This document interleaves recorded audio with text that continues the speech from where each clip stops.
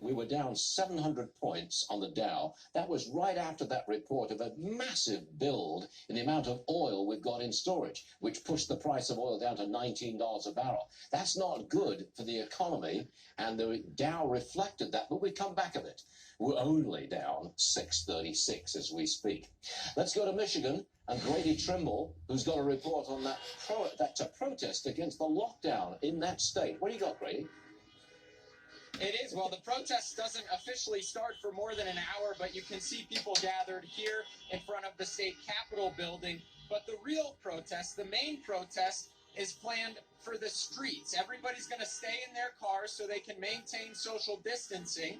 And this is their way of protesting the stay-at-home order that Governor Gretchen Whitmer passed or put into place last week. They say it just goes too far. For example, you can go on a sailboat, but you can't go on a motorboat. You can go to a big box store, but they have to close off the areas that sell things like paint and the garden section and furniture. And so they're planning to take to the streets here, and they have signs like this on their cars that say, "Hands off our citizens."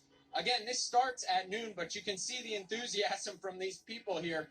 They're already lining the streets, honking, making noise, trying to make it clear to the governor that this order just goes too far. She has said she supports the right of free speech of these protesters. She knows people are angry, but her whole point is to try to stop the spread of this. She just hopes that they maintain social distancing while they're protesting today. Stuart? All right, good report, Grady. There's quite a few people out there I can see. Grady Trimble right in the middle of it. Thank you. Let's bring in Illinois Congressman Adam Kinzinger.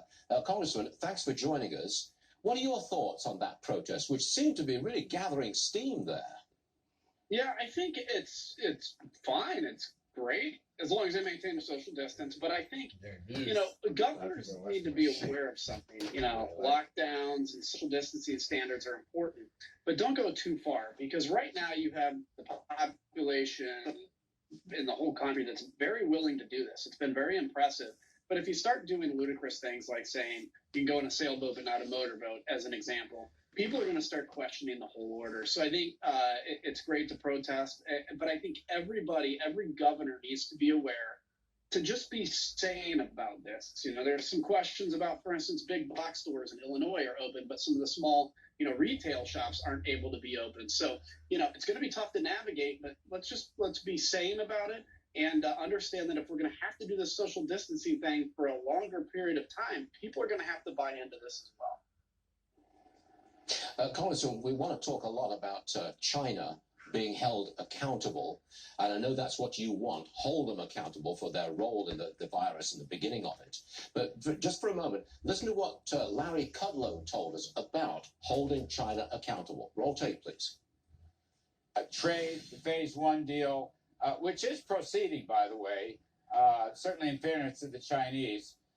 We are moving. I'm sure it's slower than it would have otherwise been the case, but reports are coming in. That deal is being implemented.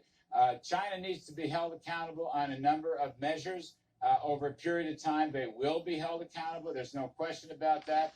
Having said that, the president is engaging with China. He is speaking with President Xi. Their relationship remains very positive.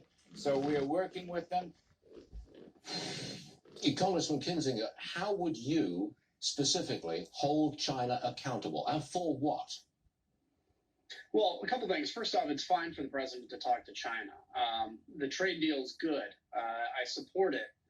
But the cost of this economy is going to far exceed any positive trade deal we get from China. China hid the fact that this virus existed for over a month. China gave disinformation to the World Trade Organization, which they parroted. We have questions about the origin of the virus, whether it escaped a lab unintentionally or not. We don't know. We have to get answers to that. But I know that the damage to not just the U.S. economy, but the entire world economy, when all the embers cool down and we see the damage, it's going to be in the trillions of dollars. And when China knew that this virus existed, and then they continued to let people fly and spread this literally to the entire world, that was a result of a communist country that doesn't want to admit fault. So how do you do it? Number one, we have to maintain and protect our supply chains. We haven't made penicillin in this country since 2004, and we get 70% of it from China. that has to be fixed, whether it's in an allied country or whether it takes some government support to support it here. So fixing those supply chain vulnerabilities and bringing our allies in to say things like, hey, your producers, incentivize them to locate in countries, whether it's around China or whether it's back home. We need to make sure that China doesn't hold us in this stranglehold in the future, and that will be punishment enough to them in their economy. Congressman Kinzinger, thanks very much indeed for joining us on two very important subjects, and we much appreciate that, sir. And we'll see you again real soon. Thank you, sir. Appreciate it. Now, we've heard some absolute horror stories about, I'm not quite sure of the expression here, but it's bombing Zoom broadcasts. Some dreadful examples of people breaking into your Zoom broadcast with the most appalling content. Now, we've got new security concerns about Zoom. Lauren, what have we got here? Okay, Zoom was not hacked, but a bunch not a bunch, 500,000 passwords and email addresses were found on the dark web from other data breaches. And what cyber criminals were doing was either giving them away for free or selling them for like less than a penny each. And that's how the Zoom bombing was happening. Cyber thieves were using that information and then going into Zoom conversations, etc., and saying nasty things or doing nasty things. Nonetheless, stock up 6% in a down market, Stuart. Yeah, but if they've got those 500,000 passwords, got them off the dark web, maybe that's a partial solution to the Zoom bombing problem. And maybe that's why the stock is up. $8, nearly 6%. All right. Overall, though, the market is still down about 600 points. It's been pretty much this way since we opened up about an hour and 20 minutes ago. So we're down, 602 at the moment. Next, the first class action lawsuit on behalf of crew members from Celebrity Cruise Lines affected by the virus. That class action suit has been filed. I want to know, are other frontline workers going to start suing as well? I'm asking a maritime lawyer about that next.